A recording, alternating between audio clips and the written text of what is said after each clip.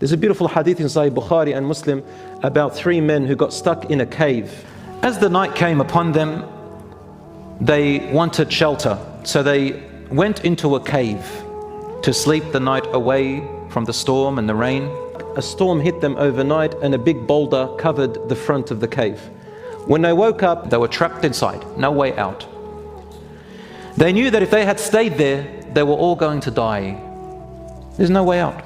They'll just starve to death.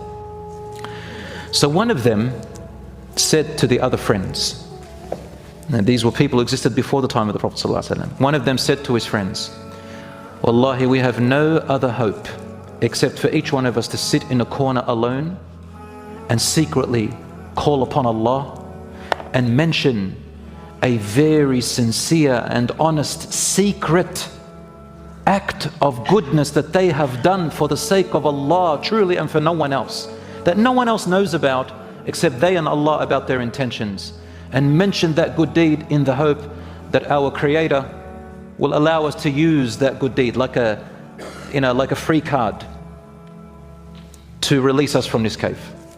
One of them, he said, Rasulullah tells us, one of them said, "Oh Allah, I had old parents one time, and I used to look after my family and children, and when they are in need, I would not leave my parents to go back to them so long as my parents are in need." And he looked after his children and everything, but his parents, he would not leave them until he did what they needed.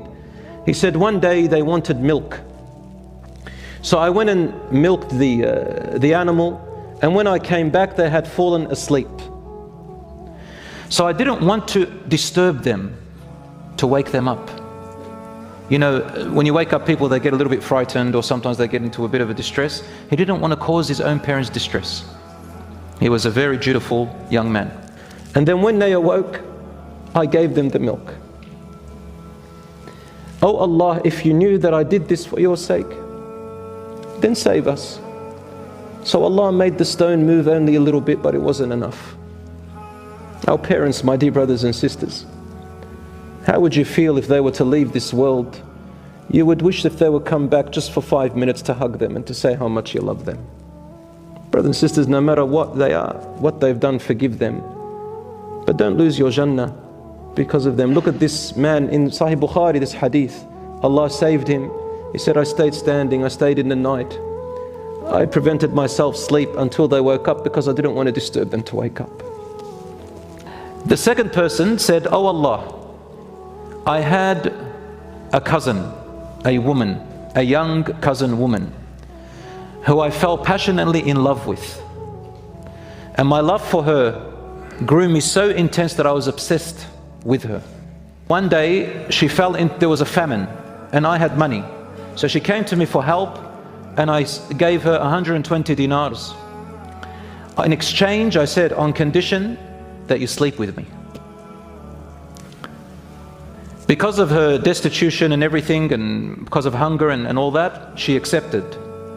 And then when I met with her in private and I was about to do the haram, she said to me a word. "I just want to say one thing, my cousin, to fear Allah subhanahu wa ta'ala, and that if you want me, then only in halal in the right way." This was obviously before Muhammad sallallahu alaihi wasallam's time. He said, "Something struck me in my heart and I feared Allah and said astaghfirullah and walked away. And I kept the money and jewelry to her. Oh Allah, if you know that I did this for your sake, then save us." And the stone moved a little bit, but not enough. The third person said, "Oh Allah, I had a big business of livestock and farming. And one day I hired some workers to do a job. And when they finished, I gave each one their due. And one of them, he said, 'Don't worry, I won't take it now, I'll come another time.' So he left. He said he left and never came back for years. So I used his money to put it back into the business and invest it. And my wealth grew from the wealth that he put in. One day the man came back asking for his wage that I didn't give him.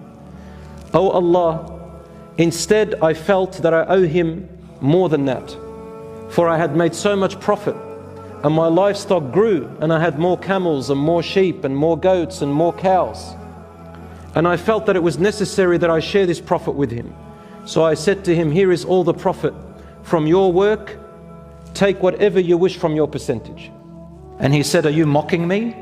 You're going to give me all of that? He says, Wallahi, I'm not mocking you. This was from your money. And he took it all and did not leave one thing. He said, oh Allah, if you know that I did that act only for your sake, and honestly, save us from this cave. Until finally the rock moved and Allah subhanahu wa ta'ala saved them. What does this hadith mean? Let's go into it a little bit. The first one is the act of sincerity and honesty.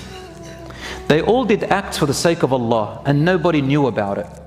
If you want your act to be powerful and to be accepted by Allah in the highest degree, then do it in secret and don't tell anyone about it.